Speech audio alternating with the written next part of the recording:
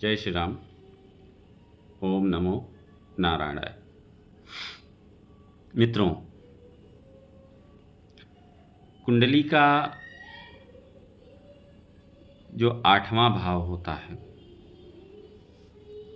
वो होता है शारीरिक कष्ट का। कुंडली का छिद्र होता है अष्टमेश, अष्टम भाव, लग्न से 8वां भाव। कुछ खर ग्रह होते हैं और कुछ बाधक ग्रह होते हैं। अब ये हमको किस तरह से तकलीफें पहुंचाते हैं, लेकिन यदि 8वें भाव का स्वामी नीच का होकर के तीसरे भाव में चला जाए तो ऐसा व्यक्ति अपने पराक्रम से धन अर्जित करेगा। जैसा कि उदाहरण आपकी लिए है अमिताभ बच्चन। अमिताभ बच्चन के अष्टमेश नीच के होकर के इनके पराक्रम भाव में चले गए हैं और आज अमिताभ बच्चन को आप लोग देख रहे हैं कि किस तरह से इस उम्र में बिल्कुल एनर्जेटिक फील करते हैं, कितना मेहनत करते हैं। अष्टमेश नीच का होकर के लग्न या लग्नेश को देखें तो असाधारण विपरीत राजयोग बनता है। तीसरे भाव का स्वामी नीच का होकर के अष्टम में चला जाए, छठे भाव का स्वामी नीच का होकर के थर्ड हाउस में चला जाए, या फिर तीसरे एवं छठवें भाव का स्वामी नीच का होकर के महान राजयोग बना देता है, तीसरे में चला जाता है। जैसा कि आचार्य रजनीश की कुंडली में है। आचार्य रजनीश की कुंडली में 4-5 ग्रह अष्टम में ही हैं। तो क्या हम माने कि 8वां घर खराब होता है? 8वां घर ज्योतिष का होता है, 8वां घर तंत्र मंत्र का भी होता है। 8वें घर से आकस्मिक लाभ को भी देखा जाता है। अगर 8वें घर में गुरु विराजमान हो जाएं, केतु विराजमान हो जाएं, तो व्यक्ति को जो है एक अद्भुत क्षमता दे देता है ज्योतिषीय भविष्यवाणी करने का। क्योंकि 8वें घर में बैठ करके कोई ग्रह, मान लीजिए गुरु ही बैठे हों, सप्तम दृष्टि से कहाँ देख रहे हैं? सप्तम दृष्टि से दूसरे भाव को देख रहे हैं, यानी कि धन भाव को, वाणी भाव को। अगर 8वें भाव में बैठा हुआ कोई ग्रह 5वीं दृष्टि से कहाँ को देखेंगे? यानी कि द्वादश भाव, मुक्ति का भाव। अब अगर हम बात करें कि 8वें भाव मोक्ष त्रिकोण का भी भाव होता है, 4, 8, 12, यानी कि 8वें भाव में कोई ग्रह यदि बैठा है और द्वादश भाव पे यानी अगर गुरु ही बैठा है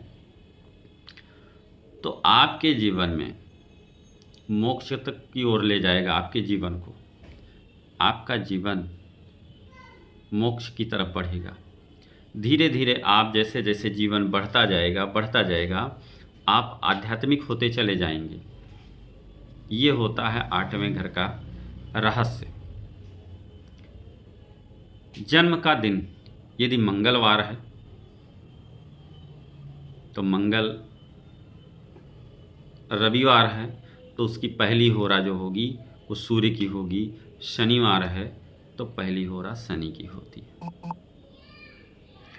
जब जन्म हुआ हो तो इस पर भी डिपेंड करता है कि किस ग्रह की होरा है, ठीक है। लेकिन कभी कभी ऐसा होता है कि 8वें घर में कुछ नेगेटिव चीज़ें भी होती हैं, कुछ पॉजिटिव हैं तो कुछ नेगेटिव हैं। 22वां दृष्टिकोण से आपके समस्याओं को देखा जाएगा या 64वें नमान से आपकी समस्याओं को देखा जाएगा। यदि दृष्टिकोण 22वां दृष्टिकोण जो होता है वो होता है दृष्टिकोण कुंडली में जाकर के 8वें भाव के स्वामी को हम देखेंगे, वही आपके 22वें दृष्टिकोण होगा। या 64वां नवांश कुंडली में जाकर के चंद्रमा सा चौथा घर भाव का स्वामी। तो कहने का मतलब ये है कि जब हम देखते हैं कि हमारी कुंडली में 8वां घर कुछ अच्छाइयाँ लेकर आ रहा है तो कुछ बुराइयाँ भी लेकर आ रहा है।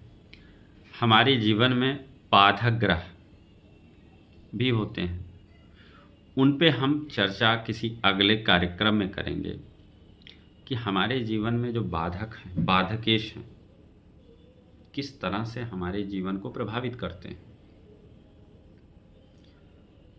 तो अब किस तरह से बाधकेश जीवन में जेल की यात्रा भी करवाते हैं, तो ये जो इस विषय पर हम चर्चा करेंगे। जैसे केजरीवाल की कुंडली में जेल जाने के योग थे, बाधक ग्रहों के योग थे, इसलिए उनको जेल जाना पड़ा। उसी तरीके से हमें देखा जाता है कि बाधक ग्रह कौन हैं और किस तरह से आपको प्रभावित करते हैं।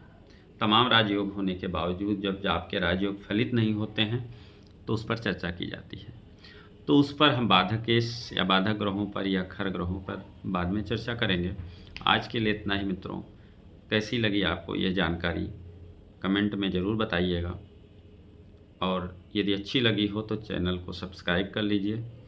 हमारे इस कार्यक्रम को, इस वीडियो को लाइक करना ना भूलिए। जय श्री राम। ओम नमः शिवाय।